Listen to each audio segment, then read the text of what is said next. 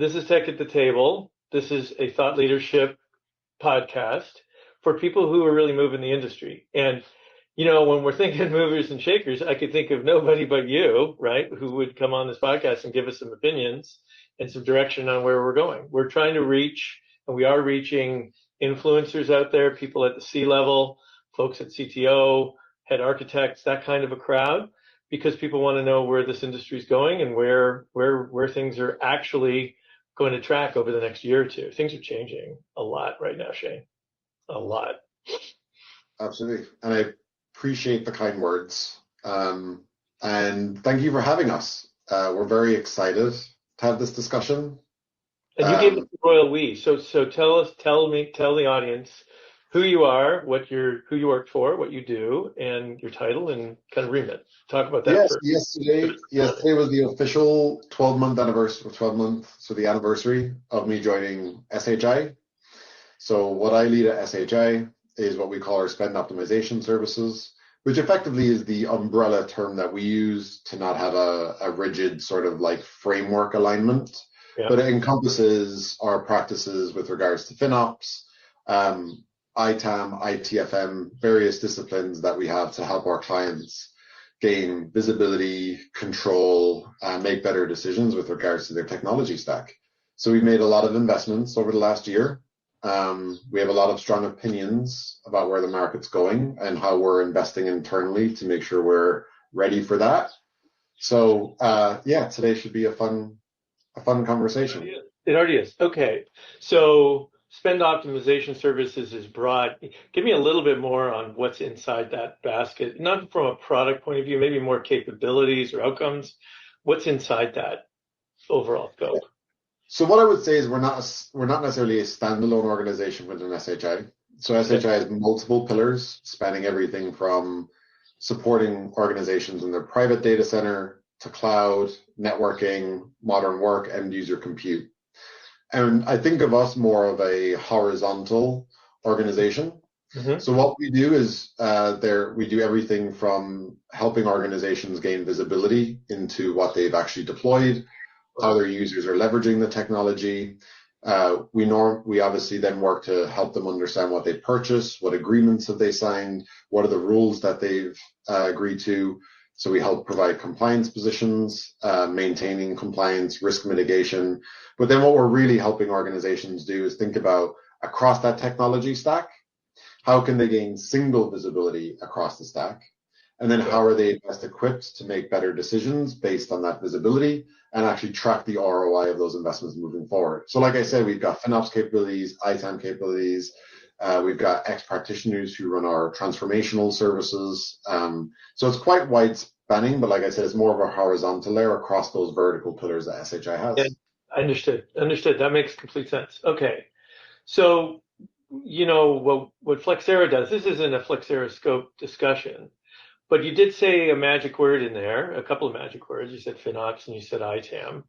Let's start with ITAM. What are you seeing in the market around ITAM? I know ITAM is in a very interesting spot right now with AI coming, with FinOps on its heels. Where do you think ITAM sits right now?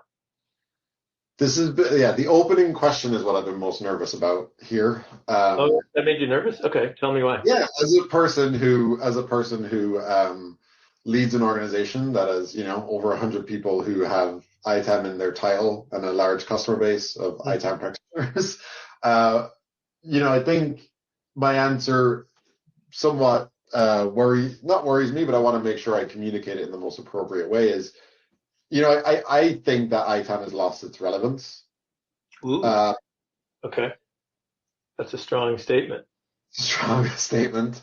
So I want to be clear that I don't believe that there is not a need for ITAM professionals, nor is there not a need for the discipline itself in some capacity.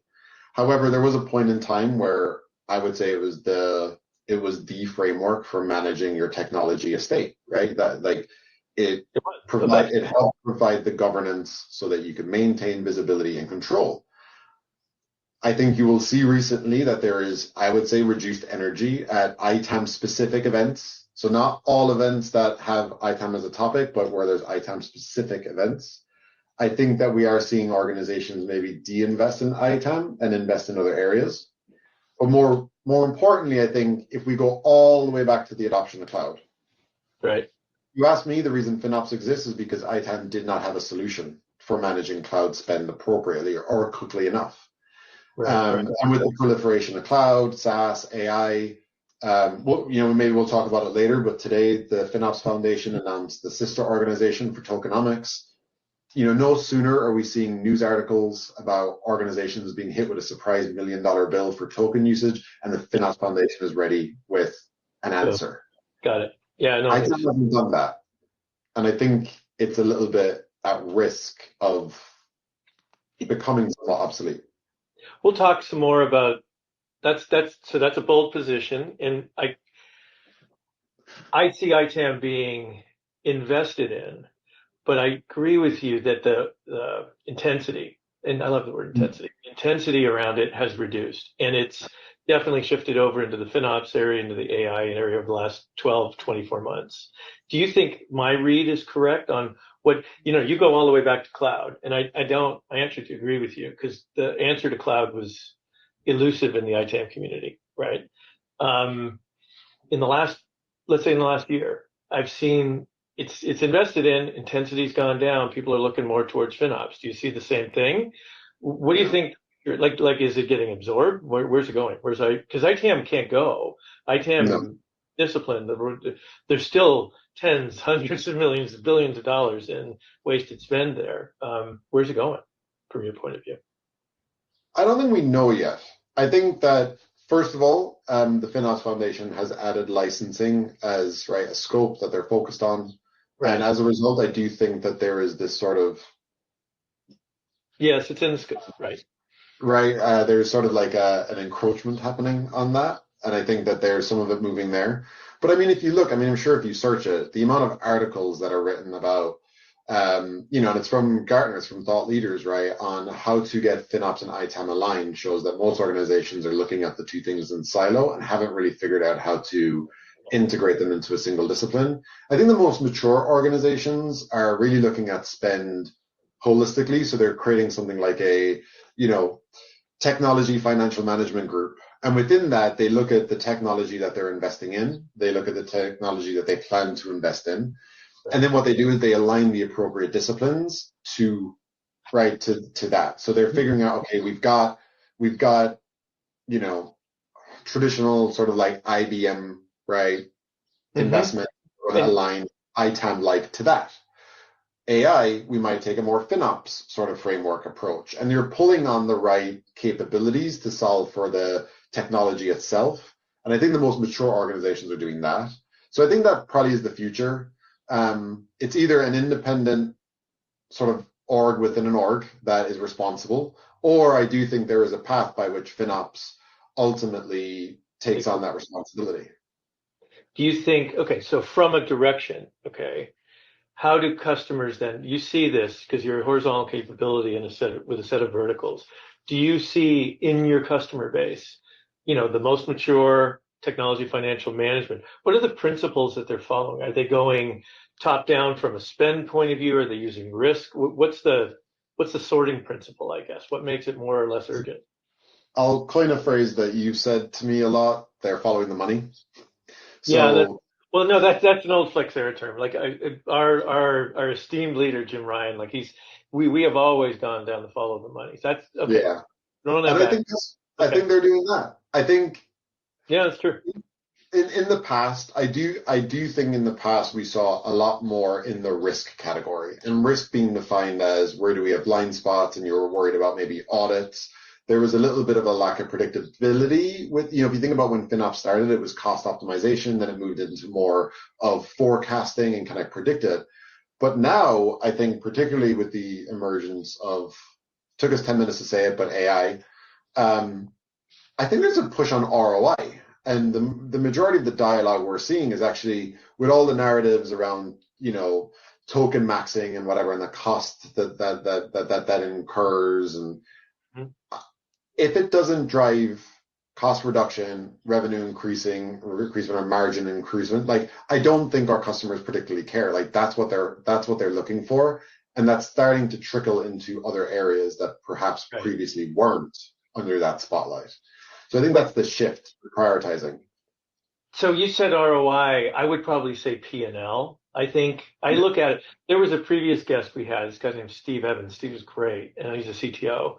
And he was talking about FinOps relevance in terms of talking to stakeholder groups, application groups, services groups, business side, in terms of P&L, and because there are different stages, right? There's different stages of P&L in terms of your portfolio. And some groups are saving money, some are mining money, they're profit generators, other are growth generators. You have to talk a different language. Is that what's going on, do you think? Do you think that's taken hold? Yeah. Because you alluded to it. If you can't tie it to the P&L, no one cares, is what I'm finding. I mean, I don't know about you, but I've sat through so many ROI discussions with publishers, and they'll talk about 20-minute savings per employee. The employees are going for a walk with that 20 minutes, right? So the CFO does not care about that 20 minutes. They care if that 20 minutes is somehow being used towards something else. And same with token maxing. Like, what a ludicrous concept that existed for a relatively short window, like gamifying token usage.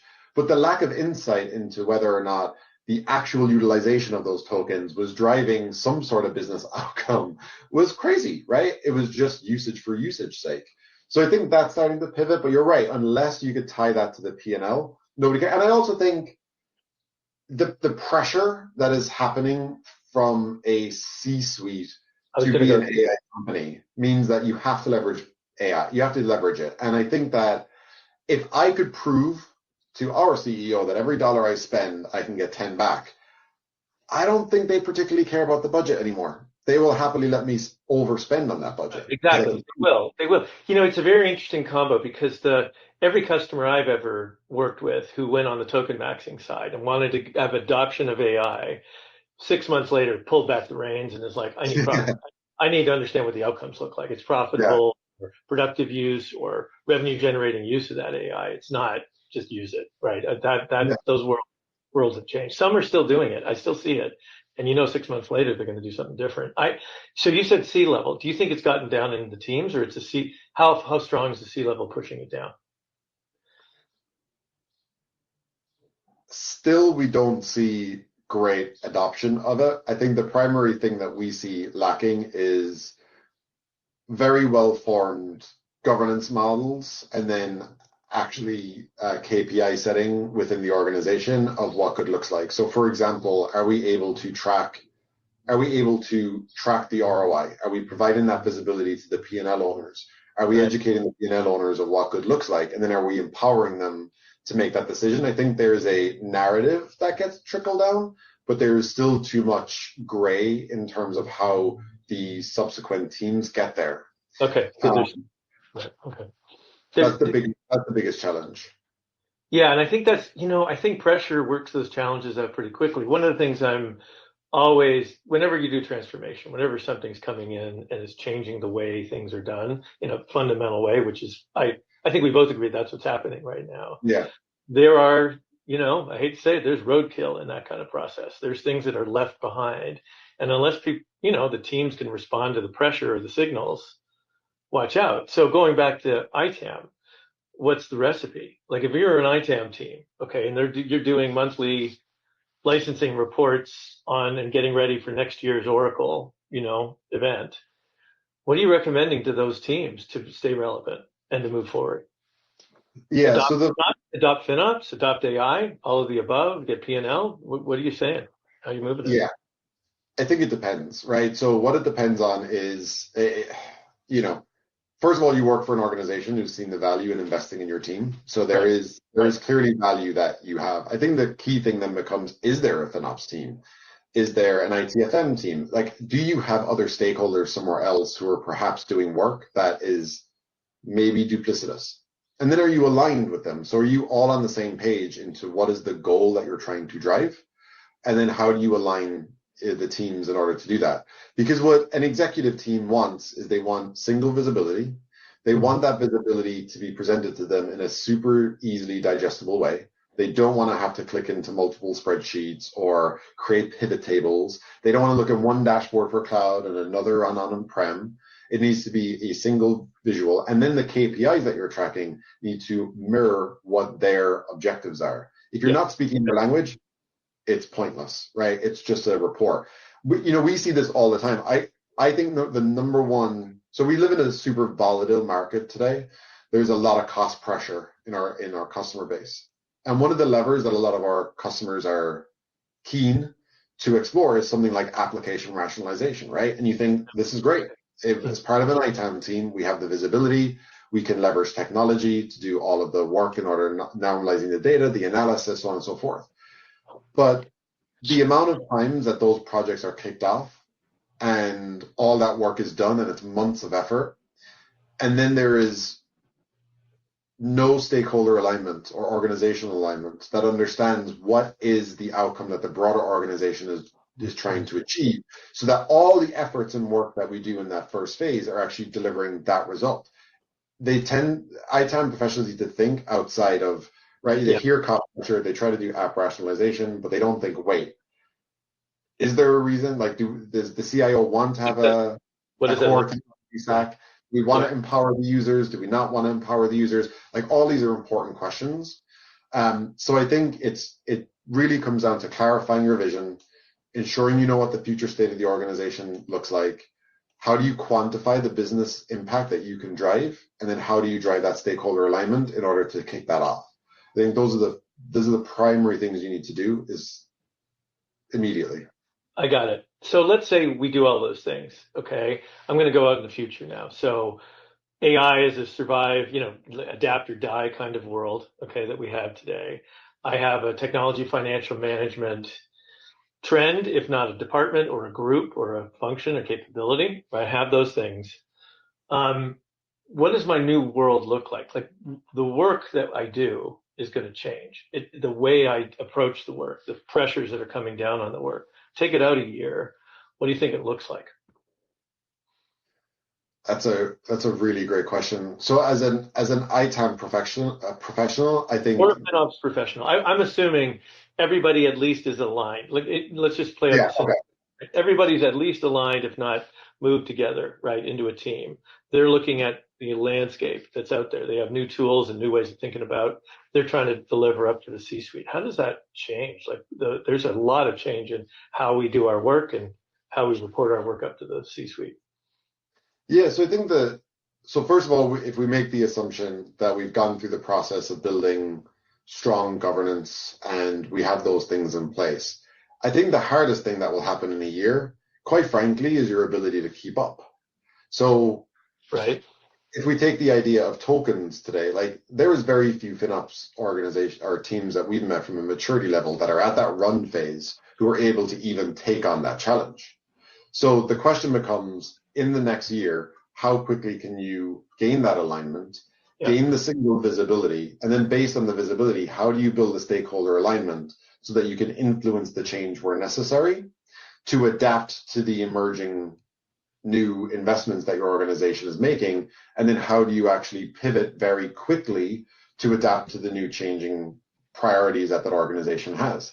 I think the adaptability side of it is going to be critical. So if you're not working on how you're able to do that in 12 months, I think you will be obsolete in a year. Because we could give a list of like vertical things like nail tokens and whatever, but there's going to be something else, right, in a year. So we have to be ready for that.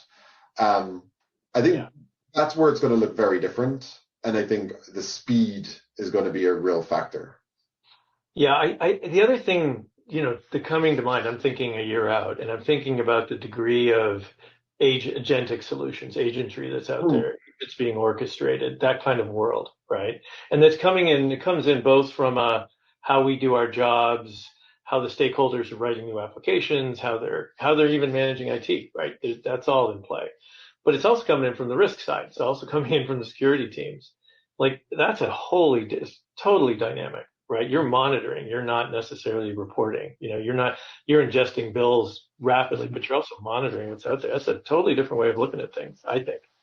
100%. You're going to have to be much more future focused than you are going to be history focused. I think the world of ITAM has also been a little bit, and FinOps to a degree.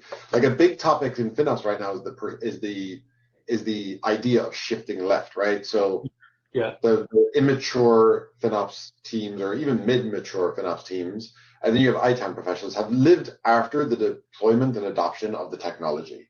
It's Right. been deployed, and then we've learned all of these things like, oh, that didn't work out, right? Like take tokens. Like I said, all of the like token maxing and all this has been happening, and then we all go, oh, right, that $500,000 bill was unexpected. So I think the embedding the way that you solution for embedding your capabilities within the architectural review stage of those investments is going to be critical. If you are able to influence and collaborate with engineering and ensure that all of those decisions are made in a financially responsible way, and we're planning for being able to pivot in that way, I think that is where a big change will happen. I think you're really on something there because I think if you can do that collaboration, that's enduring. Like I could see a future where a FinOps team has to get on agentic automated agents, essentially automated processes built with agents that are smart, okay, working. And that's happening now. Like a lot of that's getting started right now. In a year from now, that'll change the landscape of how we use our data, how we come up with decisions, how we action it. But the key thing is keeping those stakeholder relationships and having those conversations, because at the end of the day, that's what connects to results, right? Like that's why you're doing what you're doing. So 100%. I think that's a key thing. Do you think FinOps is under threat because of all of this? Like we already talked about ITAM being kind of subsumed into this. What do you think about FinOps? Do you think I FinOps know is? the guy who runs the FinOps and ITAM team is just coming Oh, for I me. know. But Hey, I don't mean that. Well, that's why you're so good at this. I don't know. I mean, right now, my personal belief is that the volatility that we're seeing in the market that CFOs are trying to deal with, and I don't mean like technology adoption. What I mean is just the sheer, like AI is right. It's a thing that we need to adopt and find, but the knock-on effect of that is tremendous. We're seeing price increases, the token-based models that are happening. Those price increases are a knock-on effect of the hyperscalers having to buy all these GPUs. There's a chip shortage. That is an incredibly complex environment, right? To answer your question, I do believe, and I do see that from our client base, like the natural thing for organizations to do is want a single answer. They don't want 5, 6, 7 answers for the same problem.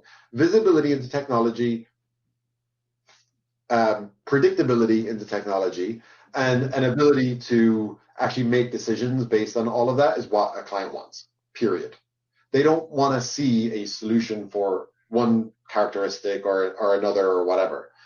Right now, I believe that and as a governing board member, I hope I believe it, but the FinOps Foundation is the voice that is not just figuring out a way to think about the various domains and thinking about the aligned personas and all of these things that are important, but it's expanding into other areas quite quickly. And again, today, the announcement of the Token Economics Foundation shows that they are trying to stay ahead of the curve. Okay. So it would take a lot, I think, and sorry, I should say the ITAM forum, of which we're also a governing board member, joining the Linux Foundation, becoming that sister org of the FinOps Foundation, shows the influence, I think, of the FinOps Foundation as well in that direction. So I do believe that it's not today under threat, but I do think clients want to go to a framework and they want to solve that simple problem quickly. And I think today the FinOps Foundation has nailed it. I don't know, do you see any, maybe I'm completely blind to it, but do you see any other? No, I don't think there's any other credible. I think the FinOps Foundation has done an excellent job on both the capabilities end of things in terms of the stakeholder management side and value management aspects. And I think they're trying to adapt and they're doing a good job of getting on top of new tech. I think all of that's happening. My only concern is, like, for example, I'll answer a question with a question. How many of your customers are actively embedding spend management or P&L economics, we'll call it, into their AI programs, into their AI applications? That's where I think we could get away from us, right? The horse could get out of the barn pretty quickly or could run away. And I don't want that to happen, right? Because if that happens, we have a period of uncertain economics, and that causes a lot of concern at the CFO level, right? Yeah, and I would say, to answer your question, it is not the majority. But I also don't know if the majority are even, like, I do think you have to have a level of maturity and have access to the right data to even do that appropriately. Like, you need some ITAM capability, right? You need visibility into your IT estate. You need to have some, basic sort of capabilities built to even be able to do that. And I Right. don't know if most organizations are even there today. So I don't it's think interesting. I don't think anyone but FinOps Foundation is. I think they're doing the best job and I think following them is the right thing to do. It's a matter of getting on it. I guess that's my way Yeah, I see it. Guys. 100%. And I think they've also shifted, to your point, the value conversation much better. I Yeah. think also just, I mean, I always use events as a kind of barometer of excitement. Mm-hmm. And I do think FinOps X just garners so much more excitement than a lot of other industry events on this topic as well. So I do think it's got an engaged community as well. It's driven the right culture. I agree. There's the right feedback loops, working groups. They're flexible and not rigid in their approach, right? They'll pivot where necessary. And I think Yeah. that all of that is critical to surviving. Yeah. The one thing I love about the FinOps way of doing things, the way of working, is the collaborative piece with the application groups. I think if there's one thing, so I'm gonna fire a question at you in a sec. Like I think if there's one thing that again, it's the horse getting out of the barn, losing access to and connection with the application teams using AI, right? Or even Mm-hmm. that to me, if the teams, our customers' teams, can stay on top of that, they're better set for the future than if they let that get away and have to kind of Yeah, reintegrate. I think that'd be great. completely. So what do you think? What do you think? So the question is, that comes to mind is from a FinOps Foundation / a technical financial management team, what capabilities do they need to have today, really, that they need to be building in their teams and in their frameworks to latch on to that opportunity to make sure they don't lose the application teams. Yeah, it's a very good question. I actually think one of the areas that I think FinOps needs to be more aggressive in ensuring that it has a solution for, let's say, is I think what we would consider legacy ITAM. The volatility in the market that I've Mm-hmm. mentioned previously, we're even seeing a real shift from clients thinking about the topic of build versus buy for AI. We are seeing some repatriation moving from the cloud to on-prem, and I Right. think this dynamic will continue to happen. And personally, I feel like there's the data that we get from ITAM capabilities is super critical to providing a complete picture. And I Correct. think that FinOps needs to be a little bit more aggressive of how do we think about merging these two capabilities together. So as clients start that dynamic shift between cloud on-prem, building versus buying, that they're able to answer for that thing. I mean, if it wasn't for the announcement today, I probably would have said token management, token predictability, right, all this stuff, but they're already on that path. But I do think with the collaboration with the ITAM forum, if there's a little bit of not wanting to upset the apple cart, like take it a little bit slow and like let's figure out how we can work together. And I think there needs to be a quicker decision made here on how do we help organizations just do this. Taste matters. Taste matters right now. I agree. I Yeah. agree. Yeah. I also think that at some level, these financial management teams, they need to talk a little bit of architecture too, because like what Yeah. we're talking about is shifting left, embedding cost discipline, financial discipline into the application creation process, especially with AI. You gotta have that. If you can't do it, Yeah. use different language. And the question is, where does it live? Because we see a lot of the most successful FinOps organizations actually live in, right, the IT org. And is it a separate organization that is kind of overseeing? I don't know if that works for FinOps. It feels like, I don't know. I think that we've seen multiple ways. I don't think there's a single solution that works for this, but I think you're right. It's either how do you embed, if you're an independent team, how do you embed into the architecture side of things, or how do we more empower engineering to own FinOps to an I know extent?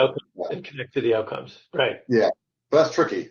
That's Yeah, very none tricky. of this is easy. None of this is easy, but we're thinking, in the next, we come back in a year, that's what we're going to be talking about. More successful organizations are going to do more of that. 100%.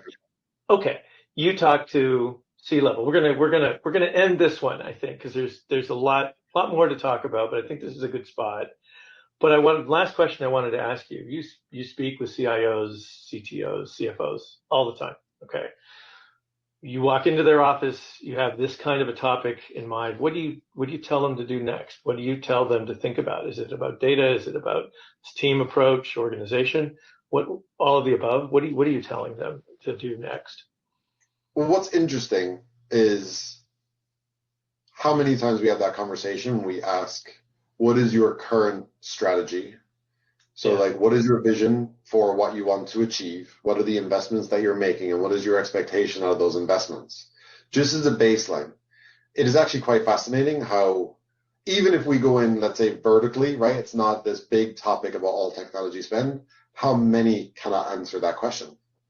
So the first thing is clarification, like very clearly, what is it we're trying to achieve? And that gets all the way down to, right? We have organizations who want to own technology spend. They want to dictate to the teams what they can and cannot buy. They do not want any rogue spending, to organizations on the other side who they want to provide the financial ability of those teams who own P&Ls to make the right investments, to make their team productive. And they want to provide the guardrails, but they don't really want to be the enforcer of prohibiting productivity. Right. And most haven't even clarified that. So the first thing is, have they clarified that, and are they super clear on what that strategy is? Then we have to analyze their readiness to get there, right? Have they built any of have they got a data lake where they're able to start building analytics from? Have they got any sort of process and governance documented? What type of skills do they even have to get there? We have to really be clear on like what type of technology do they have that might help them get there already. Okay. All of that needs to be defined. But then the most important step we actually see the majority of organizations skip, which is funny, is if they go to designing that future state and then they almost go into implementation, is they don't very clearly define and quantify the financial impacts that they're expecting and how we are going to measure the financial impacts of that thing. So we work very hard to try and define that, because we want to also, like as a partner, we want to measure it. We want to be sure that every quarter we can turn around and be like, this is the goal, this is how we're tracking, right? Are we all good here?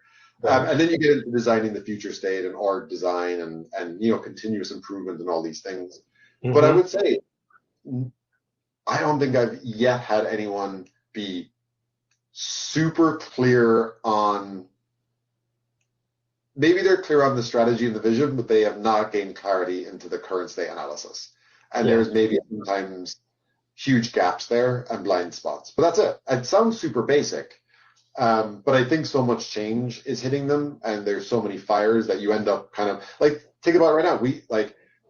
We even see a lot of organizations setting up an AI spend management team. And it's like, what are you doing? You've got a FinOps team over here, and the predominant voice in managing AI spend is the FinOps Foundation, and you're creating another setup, but then you have an ITAM team too. So you've got 3 teams. So it's almost like reactionary. I've got this problem, spin up a team. So I think that's where we always have to start, regardless of how mature they believe they are, and that's it. The organizations who do that well are super successful, super successful. And I would say 20% of the companies that we speak to are already there. Super cool. 80%, that's what I would put in that bucket. Okay. Stick to the basics in a time of much change and much and quantify the financial impacts you expect. Quantify. Okay. Words to live by, Shane. Words to live by. Would you come back? You're going to come back we're going to talk in another year, or maybe even after FinOps, and see how this We're going to talk about FinOps X, I think. That's right. That's right. We'll see what we learn there. Okay, very good. Hey, thanks. I appreciate this. This is a great conversation. We could go on for hours. I appreciate it. Thank you. Thanks so much for having me.